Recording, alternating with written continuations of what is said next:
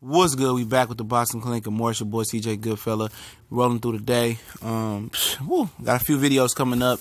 Make up for lost time today. My birthday tomorrow, so had to renew my tags, renew my license. It was the 4th year on that, so just tired. Had to leave work early to get the business done. Shouldn't have waited till the last minute, but it is what it is. We here. It's the Boxing Clinic. We talking Terence Crawford. We talking about the critics talking about his resume, criticizing his resume.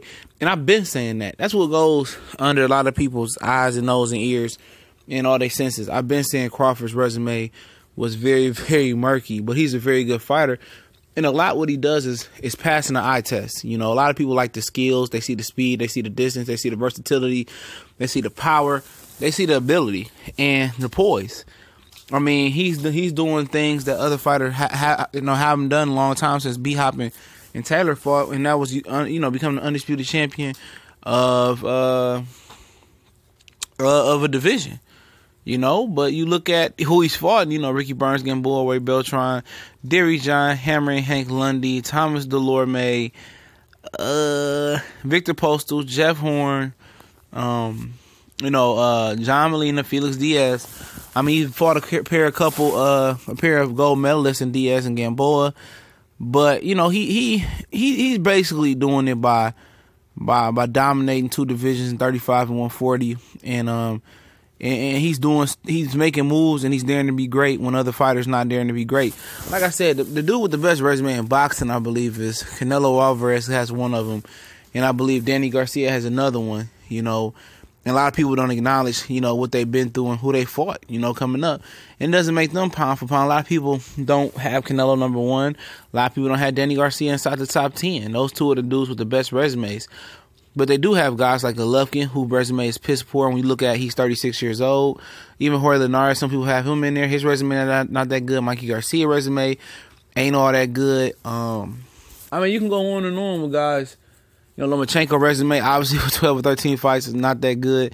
I mean, you can really nitpick anybody's resume, in my opinion. And people nitpick Canelo Alvarez resume and then turn around and defend a guy like Crawford or the guy like Gennady Golovkin resume. It's because people let feelings get involved in the situation. When talking about fighters, they let emotion, get involved. And you can't be objective if you let emotion and your feelings for a fighter get involved.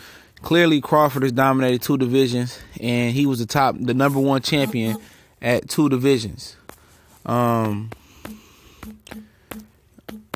mean, that's not to be looked over. I mean, Pacquiao moved up a lot of divisions. He never was seen as, in most of those divisions, as the number 1 lineal champion guy. Crawford has been the number 1 guy, 35 and 40. In the forecast, maybe he might end up being the number 1 guy at 147 pounds. Who knows? But in my opinion, I mean, like I told you guys, the bud will be smoked through the hookah or through the vapor or through the backwood. It will be smoked and it will be, cast upon the boxing universe, and his Hall of Fame legacy will be determined what he does at 47. Will he get smoked, or will he smoke the competition is the real question. And will he be allowed to fight those guys? Who the hell knows? But if he dominates 147, I mean, there's no questions to be asked. But there are questions to be asked for Terence Crawford, in my opinion. There are questions to be answered. He hasn't faced a guy that's big, strong, fast, and athletic that, he don't share all those advantages over. Most of the guys he fought, he had a lot of advantage, and he had advantage in some compartment. Maybe it was versus, maybe it was versus, Delorme, where Delorme just didn't have a jaw, but he was long, tall, and fast. Crawford was a better boxer, though. Diaz, Hank Lundy, and Gamboa was all smarter than him. Obviously, it was a talent gap between Ricky Burns. Obviously, he was a more versatile and quicker, agile fighter than Victor Postal. I mean, he enjoyed or had the luxury of a big talent gap. You know what I'm saying? At some compartment. At 147, the gap won't be so wide. The margin of error won't be so big. If he makes a mistake and get hit clean like he usually does, he going to get hit flush and he going to get hurt bad. So he can't make those mistakes fighting guys that's equal size or bigger, faster, stronger, and just as skilled as he is. So this is really going to show how great Crawford is at 147. And guys have the right to question his resume. they definitely have the right to question it. It's not the greatest resume in boxing, but he's pretty much getting by off of being the number one fighter at 35, being the lineal champ at 140, being undisputed champ at 140. He's getting by off that clout and what he's done in those divisions. Moving up to 147 is his ideal weight class, I believe. He gonna be fighting guys that's naturally, as naturally bigger or the same size as him, and just as skilled and can punch.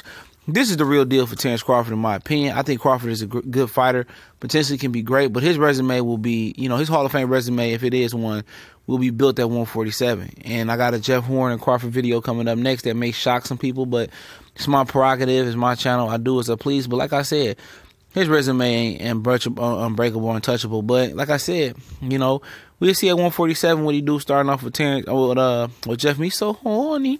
Horn, we'll see what he does. But like I said, this dude is not untouchable. His resume is not that great. Most people can consider it piss poor, but like I said, he's done it. He's done it the right way and took chances that other fighters wouldn't take chances and made